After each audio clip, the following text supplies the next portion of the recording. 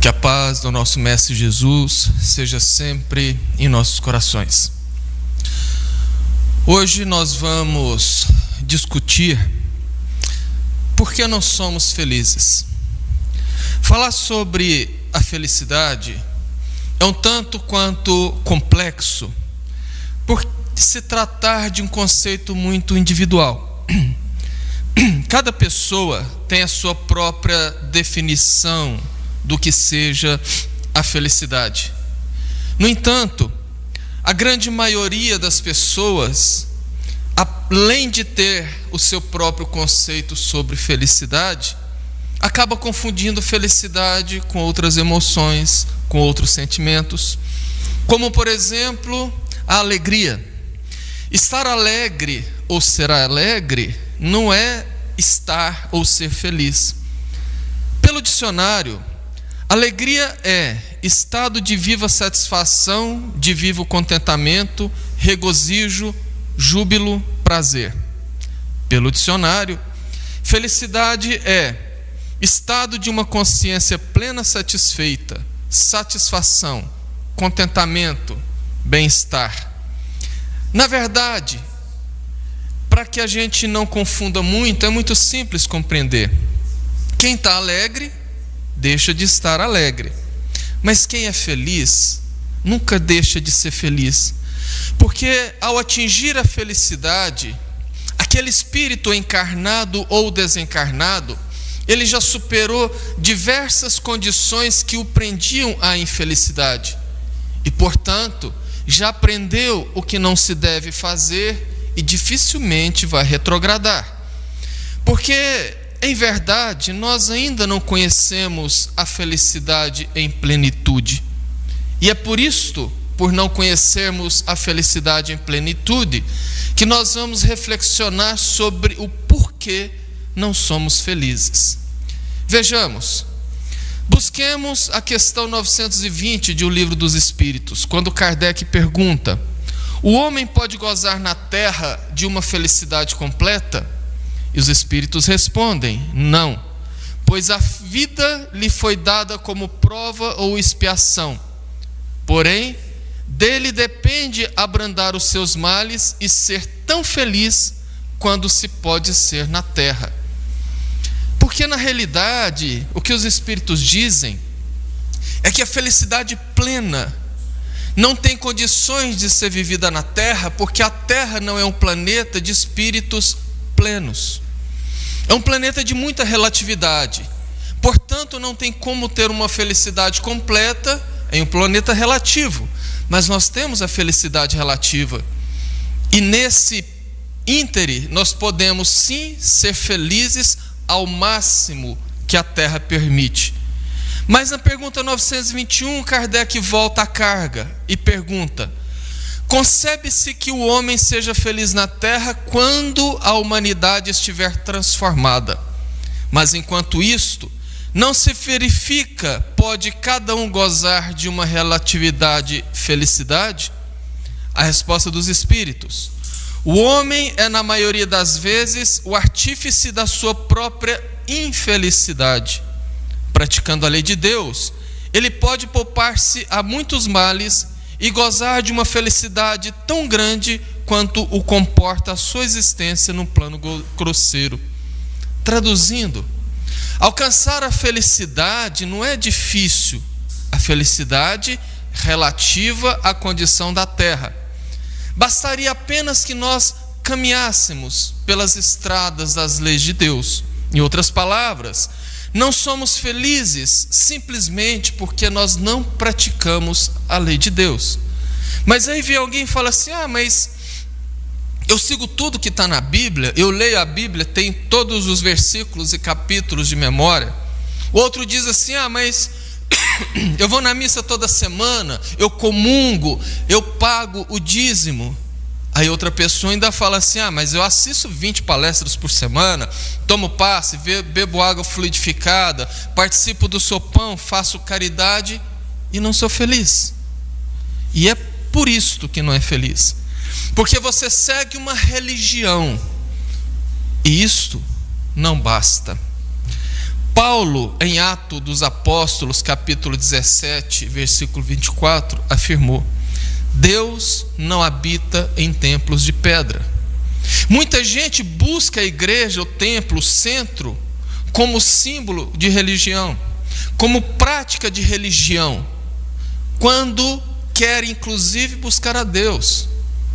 No entanto, seguir uma religião serve apenas para nos nortear e auxiliar a entender as leis de Deus, mas ter uma religião não nos faz bons seres humanos, até mesmo porque existe diferença entre religião e religiosidade.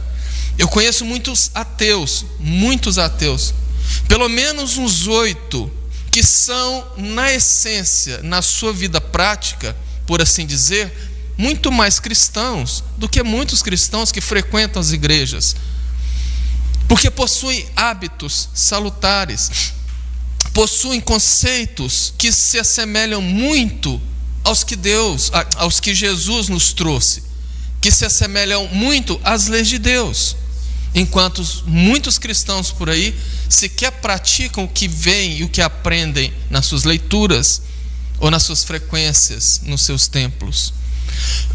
Tudo bem, então se na religião eu não vou vivenciar essas leis de Deus, onde estão escritas as leis de Deus? Essa pergunta é bastante clássica na doutrina espírita. É a famosa 621 que Kardec perguntou: onde estão escritas as leis de Deus? E os espíritos responderam: na consciência. Ou seja, todos nós, sem nenhuma exceção, já saímos de fábrica com o software das leis de Deus instaladas. Todo mundo sabe, todo mundo sente, todo mundo percebe.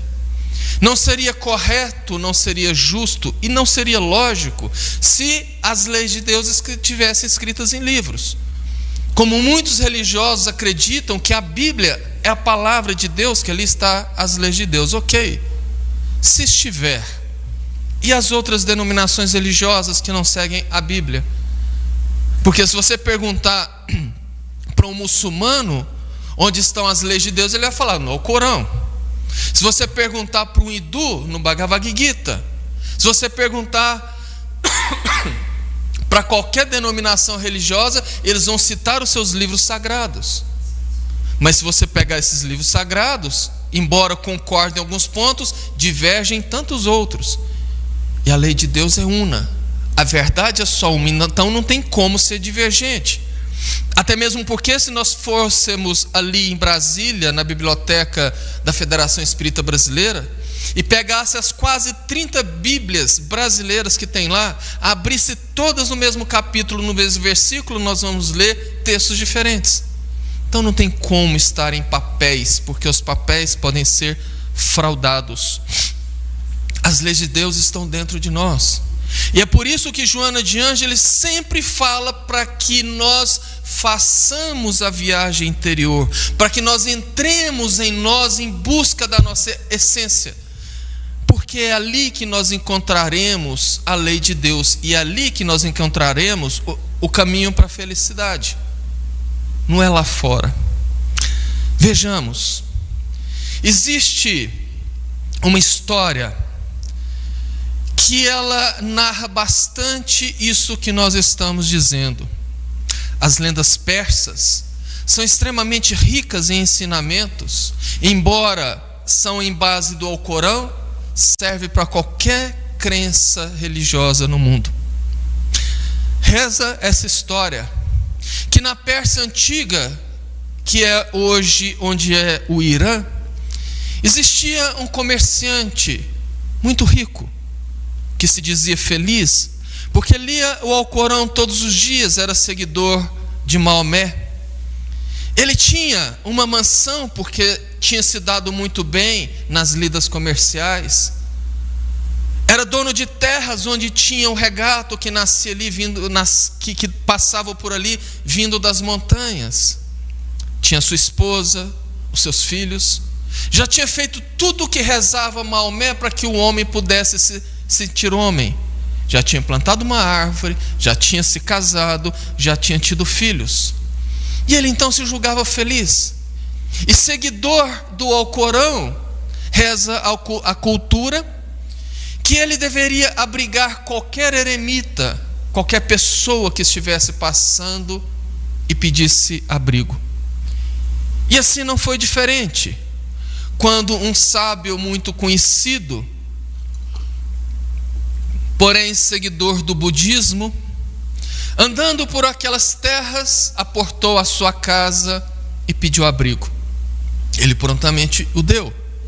O recebeu muito bem, chamou para jantar. E depois do jantar, numa sala muito confortável, onde o clima era aquecido pelas chamas crepitantes de uma lareira, eis que entraram noite adentro, conversando vários tipos de assuntos. E foi quando aquele sábio virou e perguntou: Ali Hafid, você é feliz? Sim. Eu me sinto um homem muito feliz e porventura muito realizado. Tudo bem, mas você conhece um diamante? Ali Hafid parou, pensou, disse: não. Você nunca viu um diamante? Nunca tocou, nunca pegou um diamante? Não, nunca vi.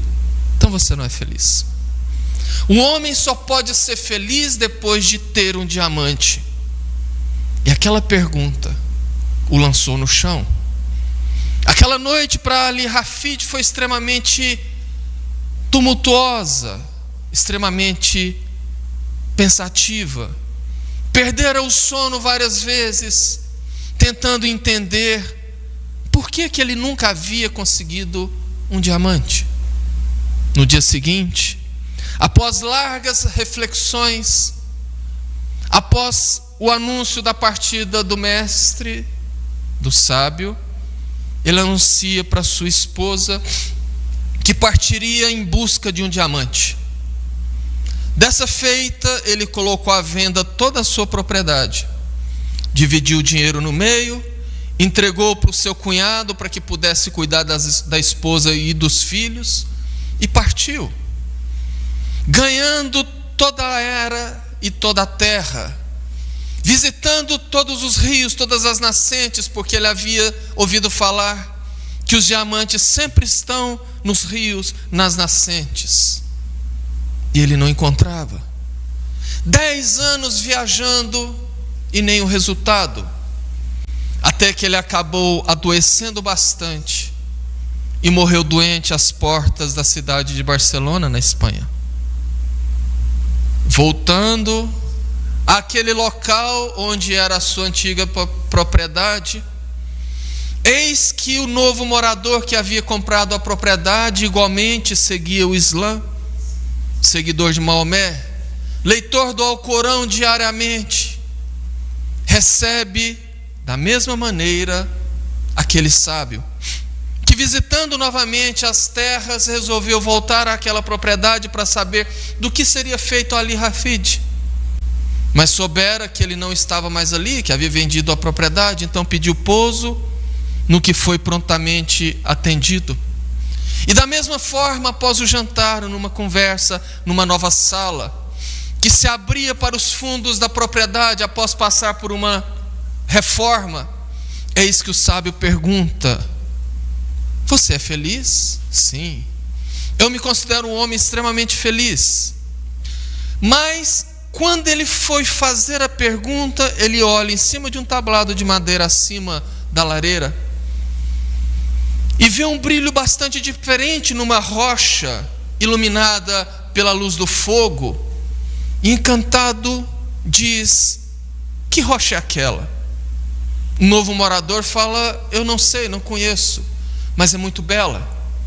Eu a encontrei nos fundos da propriedade, onde os camelos bebem água no regato, e lá está coalhado dessas pedras. O sábio então levanta, toma aquela pedra na mão e fala: isso é um diamante. Isso é um diamante negro, muito raro, muito belo. Você tem aqui na sua casa uma das maiores riquezas do mundo. Ao amanhecer do dia, eu quero que me mostre onde encontrou.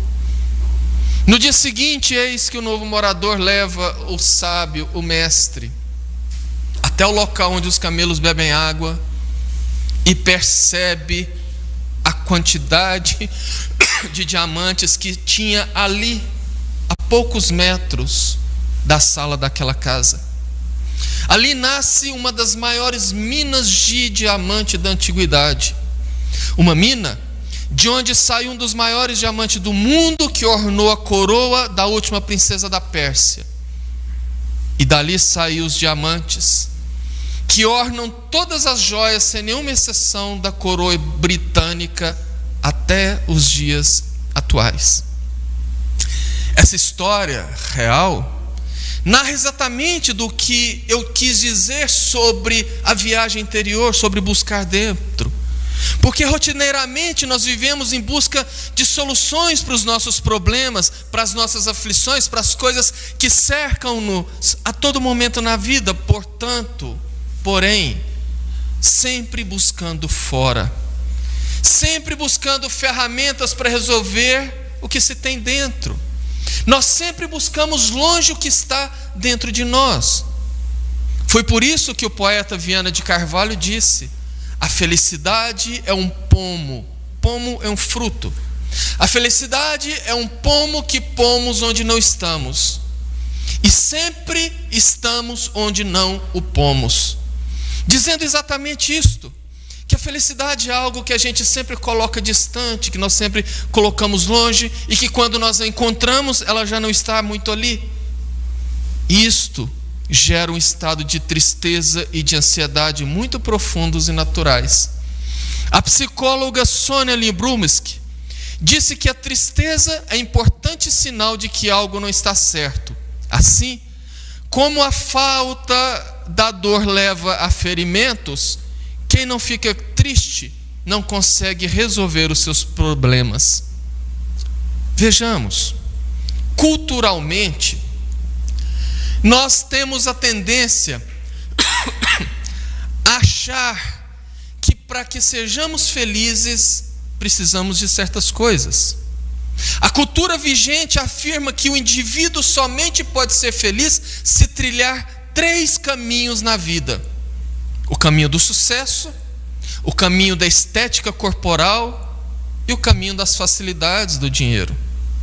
Eu, inclusive, conheço 2 coachings que vendem a necessidade da prosperidade material para que a pessoa seja feliz. Elas vendem receitas para que você ache a prosperidade através do dinheiro, da estética corporal, do poder. E o pior é que tem gente que compra. Sabe por quê? Porque essas pessoas acreditam, por exemplo, que o sucesso pode trazer a felicidade, porque elas pensam assim: se eu vencer, eu serei admirado. Então eu vou criar um modelo, que nem sou eu, e faço tudo para que eu tenha poder. E nesse ponto eu vejo o outro, não como parceiro, mas como adversário. Coloco a minha energia toda para superar tudo e superar todos em busca do sucesso. Outros, pela estética corporal, se valem de receitas milagrosas, lançam mão de anabolizantes para ter um corpo perfeito, lançam mão de altos valores para ter procedimentos estéticos, imaginando que em sendo belo vai ter a admiração, e tendo admiração será feliz.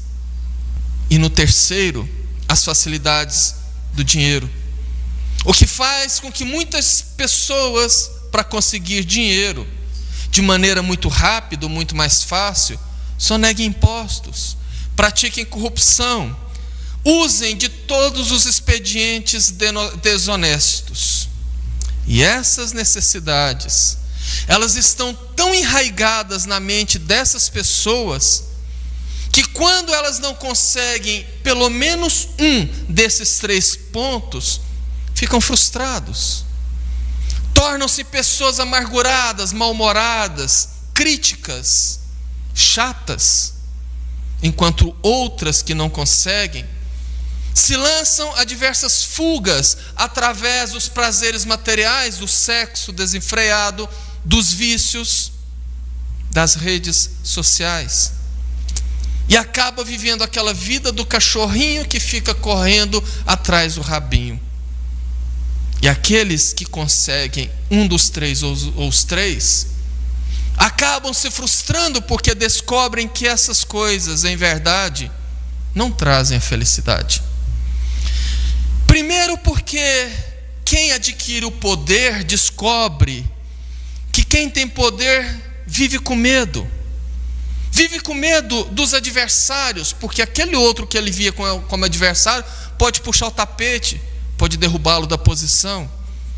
Ele sempre é temido, mas ele nunca é respeitado. E nunca tem amigos, apenas bajuladores.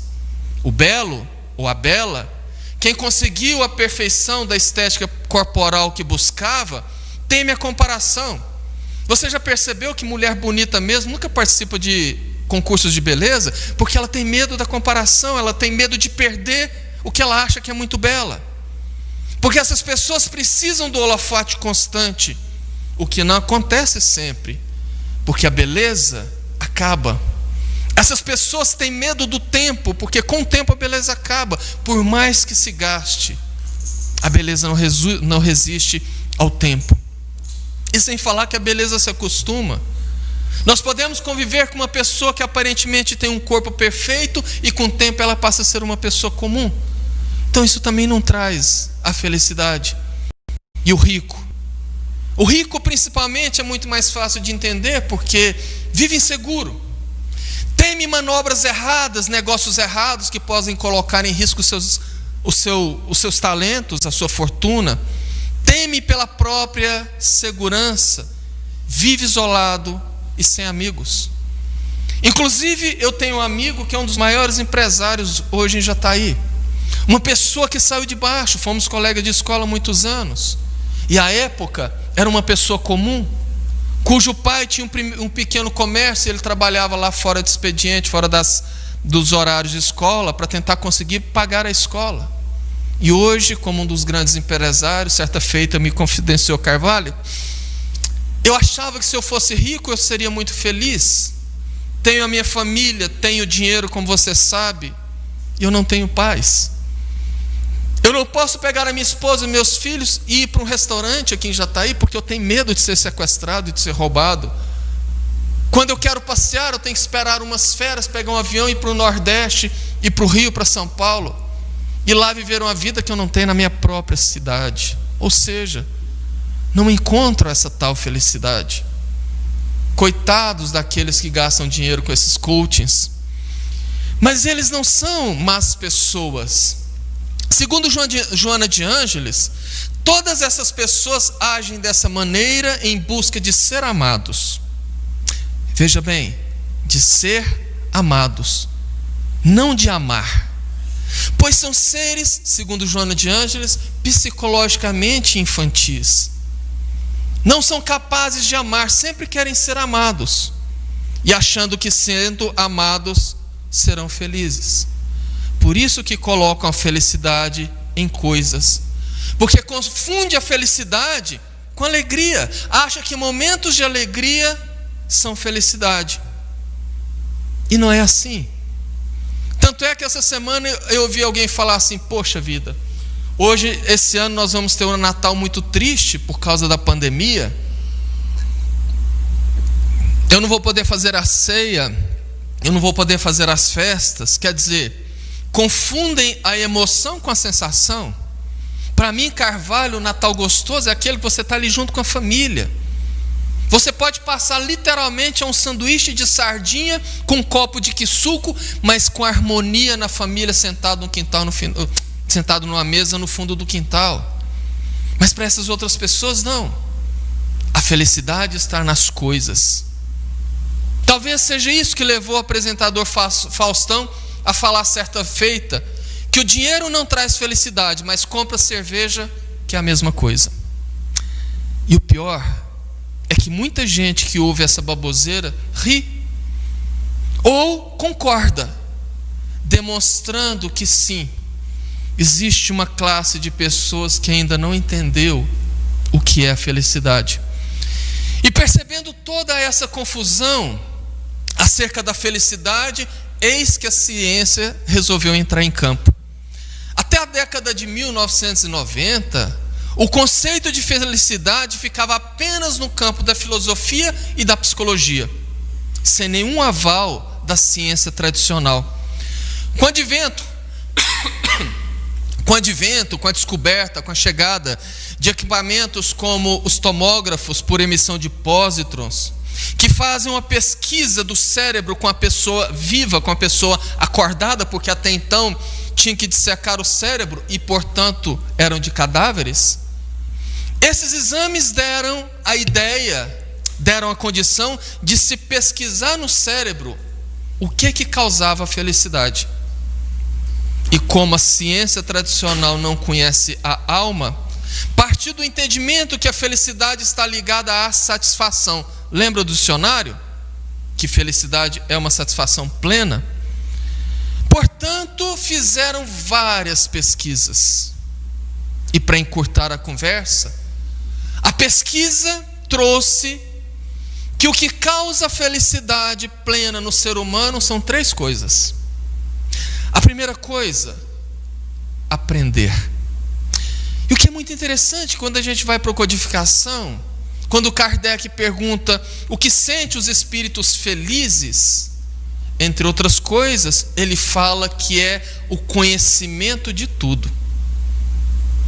E essas pesquisas demonstraram que as fases da vida onde as pessoas são mais felizes é na infância e parte da adolescência, justamente porque são as fases de aprendizado. E depois, a partir dos 50 anos, onde teoricamente a pessoa já está estabilizada na vida e tem condições de continuar o seu aprendizado. A segunda coisa foi a superação, dizendo que quando as pessoas têm dificuldades, problemas, e enfrentam e superam, aquilo traz uma sensação de felicidade muito grande. Agora, a terceira coisa é extremamente preocupante, porque deu na pesquisa que a terceira coisa que causa felicidade é o sofrimento. Como assim? Pois é verdade. E aí eu comecei a pensar, a analisar, e lembrei certa feita que eu estava em casa fazendo alguma coisa, e era domingo, a família reunida para o almoço de domingo, a televisão ligada e ali entrevistando a cantora Marília Mendonça. E no dado momento ela falou uma frase que me marcou muito. Ela disse: eu sempre gostei de coisas mais tristes, porque é um sentimento mais verdadeiro. Felicidade você finge, percebe? E aí nós vamos pesquisar. Entramos nas redes sociais, no Facebook, por exemplo. E o que a gente encontra no Facebook? Pessoas contando das suas desgraças, pessoas contando das suas dores, pessoas expondo as dores familiares. Há pouco tempo atrás, eu tive o desprazer de ver uma pessoa que eu tinha no Facebook postando fotos de um ente querido às beiras da morte. Uma senhorinha já de idosa, com a cânula do oxigênio no nariz, pálida, com aquela face que você vê que já está entregando os pontos, e a pessoa foi lá, tirou uma selfie mostrando o rosto da velhinha e colocando: vovó isso, vovó aquilo, expondo o sofrimento. E quando a gente olha, por exemplo, alguns tipos de mulheres, qual tipo de filme que você gosta? Eu gosto daqueles romances, daqueles mais tristes, porque eu choro. Outras adoram ouvir músicas tristes, principalmente aquelas que lembram do ex, e choram e se rasgam no choro. Em verdade, isso não é uma coisa normal. E justamente por não ser normal, a ciência se lançou a entender, porque o terceiro item que traz a felicidade no cérebro, segundo os exames, é o sofrimento. E pesquisando mais profundamente, descobriram um lugar no cérebro que eles chamaram de circuito anômalo culpa-recompensa. Circuito anômalo culpa-recompensa. Nesse circuito se processa todas as nossas atividades, de modo que quando nós fazemos algo que é bom, que o organismo reconhece como sendo bom, essa região do cérebro lança a ordem da produção de neuroquímicos que dão prazer. A dopamina, por exemplo. É isso que começa a levar ao vício. Porque a pessoa, quando começa a fazer uso de substâncias e o cérebro entende que aquilo traz uma condição boa, ele lança na corrente sanguínea dopaminas que trazem uma sensação de prazer e a pessoa sempre tende a buscar novamente. Só que isso também pende para o lado ruim. Porque, segundo os estudos, quem faz algo errado de maneira consciente gera culpa. E quando gera a culpa, vem a necessidade do castigo para aliviar. Então, quem tem culpa acaba buscando o sofrimento como autopunição. E se autopunindo, acaba tendo satisfação. Porque encontrando o sofrimento, ele fica satisfeito, porque diminui a culpa. Mas veja bem, traz a satisfação, não traz a felicidade. Parêntese, a culpa. Eu, Carvalho, tenho comigo que esta é a primeira reencarnação que nós, principalmente espíritas, vivemos parcialmente o Evangelho. Parcialmente. A primeira. Basta ver que há 2 gerações atrás, nós ainda tínhamos a escravidão no Brasil. Nós éramos capazes de escravizar seres humanos. Éramos capazes de matar, de duelar com amparo da lei. E assim, raciocinando dessa maneira, fica fácil entender que nós, quando espíritos, carregamos uma carga muito grande de débitos infelizes, cujos débitos nós não nos recordamos, mas o nosso inconsciente espiritual tem isso guardado e projeta na nossa mente como culpa. Porque nós somos seres transdimensionais, vivemos nas 2 dimensões, física e espiritual. E nós não podemos, enquanto estamos reencarnados, separar corpo e alma, porque ambos se interpenetram. E essa carga de culpa é a causadora de uma pandemia que assola a humanidade há décadas, há séculos, a depressão. A síndrome do pânico, por exemplo, é configurada por Joana de Ângeles como um transtorno que está afincado na culpa. No Evangelho segundo o Espiritismo, os Espíritos falam das causas atuais e das causas anteriores às nossas aflições. E Chico disse que nem sempre os nossos sofrimentos são por conta de débitos do passado. Muitos deles nós causamos nessa própria reencarnação com as nossas escolhas equivocadas. Fecha parêntese. Portanto, continuando com os estudos da ciência, mergulhados na culpa, os comandos químicos do cérebro nessa região da culpa-recompensa bloqueiam o lobo frontal, que é essa parte atrás da testa, no córtex cerebral, que é a área cognitiva, ou seja, onde está a lógica cerebral. Em outras palavras, segundo a ciência, nós fazemos tanta coisa errada, nós fazemos tanta escolha errada que acabamos desconfigurando o nosso cérebro. E desconfigurando o nosso cérebro, nós desconfiguramos todo o nosso organismo.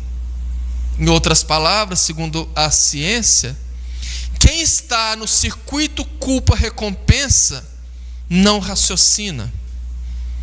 E em não raciocinando, a pessoa começa a viver em busca da punição para sanar a culpa, sabotando a felicidade. Por exemplo, nós vemos com muita tranquilidade, sem muita raridade, pessoas que ficam ironizando o parceiro ou a parceira, Pessoas que às vezes estão em rodas de amigo e ficam falando mal do namorado, da namorada, do marido, da esposa. Detona a relação. Ela sabe que aquilo é errado, mas ela faz. E se esquece que se ela fala mal do parceiro ou da parceira, está falando mal de si próprio. Porque se ela é capaz de ficar com uma pessoa que ela julga ser ruim, então ela é pior do que a pessoa. Percebe? Em outros casos, nós vemos situações de pessoas que passam a vida inteira infernizando a vida do marido, a vida inteira infernizando a vida da esposa. Relacionamentos plenamente viáveis, mas a pessoa passa a vida inteira infernizando. E quando o parceiro ou a parceira larga, vai reclamar. Outras pessoas ainda, que vivem mergulhados em vidas superficiais, em vidas vazias. Pessoas com comportamentos que você sabe que não são bons, que não vão levar a nada, mas quando você fala na tentativa de ajudar, quando você aponta, a pessoa critica, torce o nariz. É o caso de muitos jovens que vivem bebendo por aí. Então a pessoa está sabotando a sua vida, porque busca a punição da culpa, busca a satisfação através do sofrimento. Percebe? E para piorar, um estudo publicado no dia 24 de outubro de 2017 ou 2018, eu não me lembro, na revista Nature Neuroscience, que é a Bíblia da neurociência nos Estados Unidos, trouxe uma reportagem afirmando que, segundo pesquisas, chegaram à conclusão de que a desonestidade gera desonestidade para quem pratica. Em outras palavras, a pessoa que pratica desonestidade sempre acaba acostumando tanto com aquilo que vai sempre praticando. E aí eu entendi porque quando um ex-presidente aí foi depor, dos maiores escândalos de corrupção do país até hoje, ele disse: eu não pratiquei desonestidade, eu não pratiquei corrupção. E ele falava com uma cara assim de sinceridade. Muita gente olhou e falou: mas que cara de pau, né? Até eu. Mas depois que eu li essa reportagem, eu falei: e não é que ele acreditava mesmo que ele não estava fazendo nada de errado? Porque como fazia muita coisa, o cérebro foi formatado para achar que aquilo não é errado. Ou seja, repetidos atos de comportamento desonesto em prol de si próprio diminui a sensibilidade do cérebro para a desonestidade. Isso vale também para pessoas que traem. Pessoas levianas que traem tanto que acham que aquilo é normal. Nem se preocupam com o próprio comportamento. Entendeu por que os espíritos disseram que nós somos os artífices, os obreiros, os operários da nossa própria infelicidade? E percebeu que ninguém sabe ao certo ainda o que é essa tal felicidade, que nós sempre confundimos a felicidade com outras emoções, com outros sentimentos, pelo simples fato de não conhecer? E aí alguém pergunta: será então que a gente nunca vai ser feliz? Bom, a ciência ainda diz que para que nós saiamos do circuito culpa-recompensa, precisamos ter 3 atitudes. A primeira é a autoavaliação. A segunda é, em nos avaliando, reconhecer que nós estamos naquela condição de buscar o sofrimento pela culpa. E depois ponderar, pensar. A doutrina espírita traduz isso pelo nome muito conhecido, reforma íntima. É por isso que a doutrina espírita, os espíritos sempre batem na tecla da reforma íntima. Porque o que a ciência descobriu há quase 20 anos atrás, a doutrina espírita já deu o caminho das pedras há 163 anos atrás. Só que ninguém entendeu. A questão 919, Kardec pergunta: qual o meio prático mais eficaz que tem o homem de se melhorar nessa vida e resistir à atração do mal? Os espíritos respondem: um sábio da antiguidade vos disse: conheça a ti mesmo. E alguém fala, mas como que conhecer a mim mesmo vai fazer com que eu seja capaz de resistir ao mal, de me tornar uma pessoa melhor, de ser feliz? Muito simples. Porque muita gente vive, faz coisas, não em busca da autossatisfação, não em busca da autofelicidade, mas faz coisas para agradar o outro. E assim nós buscamos coisas que não nos fazem bem. E quando nós nos conhecemos, nós começamos a praticar apenas aquilo que nos faz bem. Certa feita, conversando com uma adolescente, ela disse, olha, Carvalho, eu odeio cerveja, acho muito amargo. Eu perguntei, mas por que você bebe? Eu bebo porque todo mundo bebe. Conversando com outro cara uma vez, amigo meu, falando, rapaz, eu adoro ir para uma balada dançar. Eu e minha namorada adoramos ir dançar, só que as baladas hoje em dia só toca sertaneja, aquele tipo de música estranha que não tem nem como dançar. Mas eles vão para a balada e saem de lá frustrados porque estão fazendo algo que não gostam. Porque quando nós não nos conhecemos, quando nós não sabemos o que gostamos, nós vivemos como todas as pessoas vivem. Nós fazemos as coisas para agradar os outros. Nós vestimos o que a moda dita, nós não vestimos o que nós gostamos. E nem sempre o que o outro faz, a vida do outro, é o melhor para nós. Precisamos sair do piloto automático. Precisamos parar de querer tudo fácil. Muita gente diz assim, por que é que Deus não coloca um Chico Xavier em cada centro, ou um São Francisco na presença do Brasil e resolve tudo? Meu filho, é porque nós precisamos evoluir. São as coisas difíceis, são as pessoas difíceis que são as verdadeiras academias da nossa evolução. As dificuldades nos impulsionam à resolução dos problemas e, portanto, ao crescimento. Poxa vida, mas se essa então é a receita da felicidade, por que não disseram isso nunca antes para nós? A receita da felicidade sempre esteve ao alcance de todos nós. Como já dizia a Pitty na sua música Na Sua Estante, eu estava aí o tempo todo, só você não viu. Desde há 163 anos atrás. Está ali nos livros da codificação e o livro dos Espíritos, questão 919, no item A. Conhecemos toda a sabedoria dessa máxima, porém, a dificuldade está precisamente em cada um conhecer a si mesmo. Qual é o meio de consegui-lo? Ou seja, o que a gente tem que fazer para se conhecer? E Santo Agostinho dá uma resposta longa, que eu destaquei só alguns trechos por causa do tempo. Fazei o que eu fazia quando vivi na terra. Ao fim do dia, interrogava minha própria consciência, passava em revista tudo o que fazia e perguntava a mim mesmo se não faltara a algum dever, se ninguém tivera motivo para de mim se queixar. Foi assim que cheguei a me conhecer e a ver o que em mim precisava de reforma. O conhecimento de si mesmo é, portanto, a chave para o progresso individual.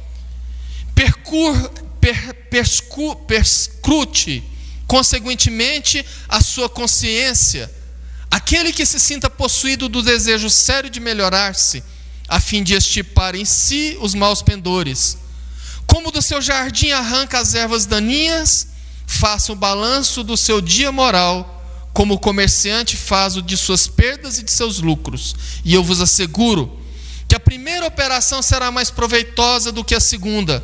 Se puder dizer que foi bom o seu dia, poderá dormir em paz e aguardar sem receio o despertar da nova vida. Em resumo, é a paz de coração que nos traz a real felicidade. Aliás, essa definição não tem só 163 anos. Tem quase 2.500 anos, porque foi a definição que Sócrates deu, quando ele disse que a felicidade é um estado interior que depende de 3 fatores: uma consciência tranquila, um coração pacificado e um caráter reto. Somente quem não tem culpa, somente quem não tem remorso, somente quem não tem transtornos é realmente feliz. E para não ter culpa, não ter transtorno e não ter remorso, o que é que nós temos que fazer? Viver as leis de Deus. Percebe? Isso é tão importante que Jesus veio à terra pessoalmente trazer essa máxima, nos apresentar as leis de Deus. Imagina uma pessoa que calça 44, vestir um sapatinho 33 e passar 33 anos com aquele sapato. Foi o que Jesus fez ao se diminuir para encarnar entre nós. E Lucas, no seu capítulo 9, no versículo 23, anotou: aquele que quiser vir após mim, negue a si mesmo, pegue a tua cruz e siga-me. Negar a si mesmo é negar as más inclinações, os defeitos, é corrigir-se. Pegar a sua cruz é assumir os seus compromissos, e seguir-me é fazer o que Jesus ensinou. Tudo bem, mas como que eu faço isso no mundo de hoje? Porque quando Jesus falou, o mundo era difícil, era diferente, era muito mais fácil. O mundo de hoje é muito difícil. Veja bem, primeiro que é necessário nós ressignificarmos as coisas, mudar os nossos valores, passar a viver para nós, vestir o que gostamos, comer o que gostamos, o que não nos faz mal, fazer as coisas que nos traz prazer e não o que os outros acham que é bom para nós.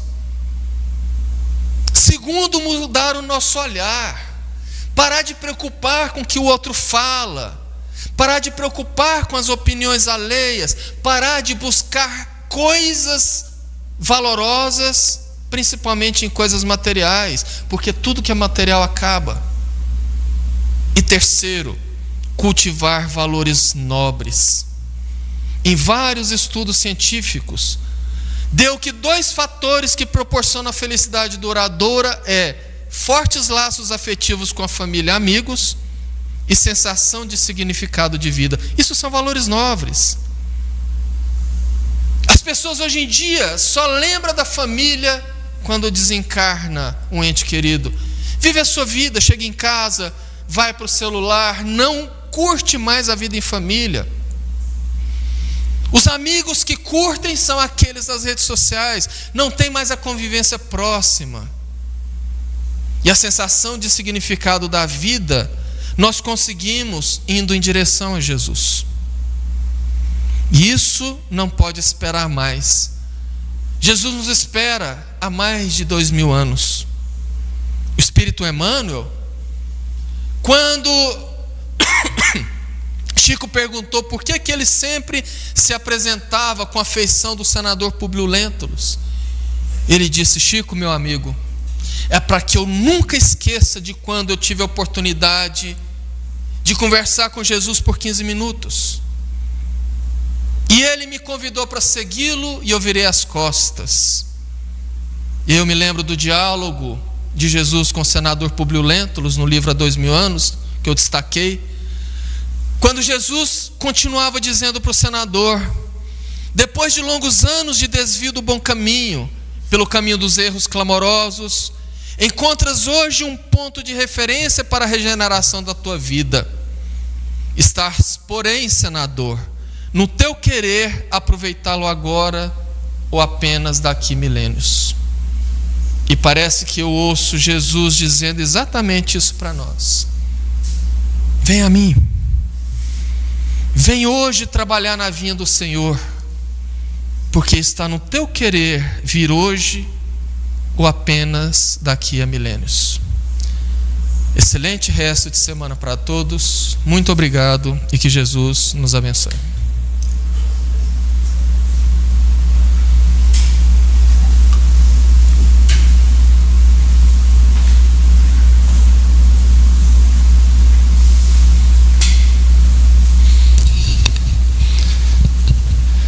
Agradecemos, Carvalho, pelas suas palavras. E neste momento convidamos a todos os familiares, as nossas crianças, para que possamos reunir em nome do nosso Mestre Jesus para esse passe virtual, e que logo após os irmãos que estão em tratamento de desobsessão permaneçam por mais 10 minutos. Queremos ministrar o passe desobsessivo. Então, elevemos os nossos pensamentos aos mentores espirituais que aqui comandam este lar de amor e paz, e que esta luz que ilumina este local, que possa se estender ao lar de cada irmão, aos locais de trabalho, aos hospitais, aos cárceres, aos irmãos que se encontram nas ruas, que possam ser beneficiados com este amor, com esta luz que ilumina o caminho de cada um de nós.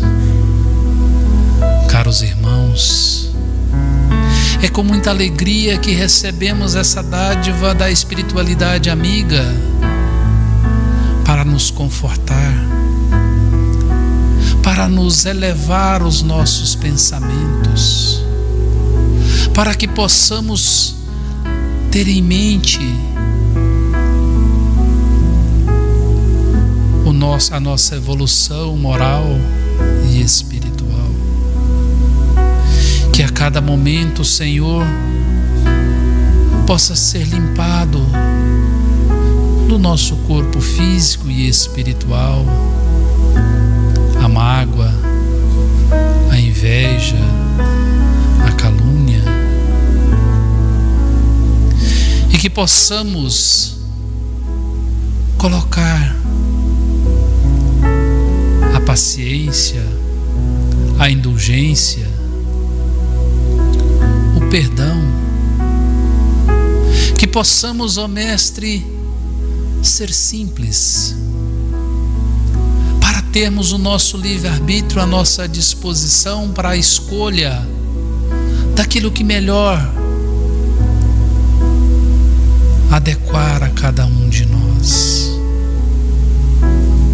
Sabemos, ó Mestre, que tudo podemos, mas nem tudo nos convém, e que essa liberdade de escolha que possa nos proporcionar os caminhos a ser seguidos, que a luz dessa espiritualidade que possa iluminar esses caminhos aos quais devemos seguir.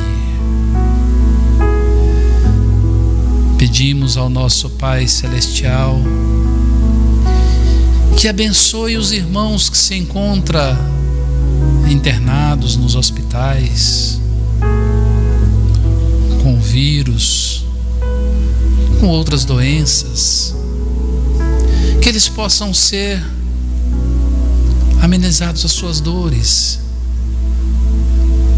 que nas águas desses hospitais possam ser colocados os medicamentos necessários para as suas dores físicas e espirituais, que em nossos lares possa ser colocado por esta espiritualidade de luz todo o medicamento necessário a cada família que neste momento está conectado conosco. Agradecemos imensamente, ó Pai Celeste, e com este agradecimento faremos a oração que o Senhor deixou de legado para nós, dizendo: Pai nosso que estais nos céus, santificado seja o vosso nome, venha a nós o vosso reino, seja feito a vossa vontade, assim na terra como nos céus. O pão nosso de cada dia nos dai hoje, Senhor. Perdoe as nossas ofensas, assim como nós perdoamos a quem nos tem ofendido, e livrai-nos de todos os males.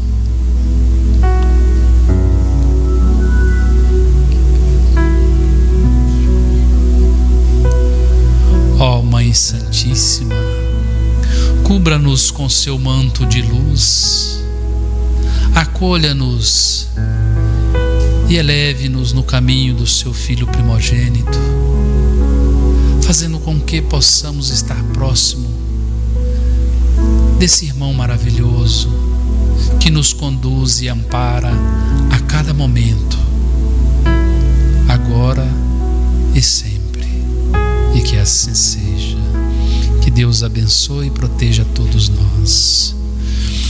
Então convidamos mais uma vez aos irmãos que irão fazer o tratamento de desobsessão, que permaneça mais 10 minutinhos, que iremos ministrar o passe desobsessivo.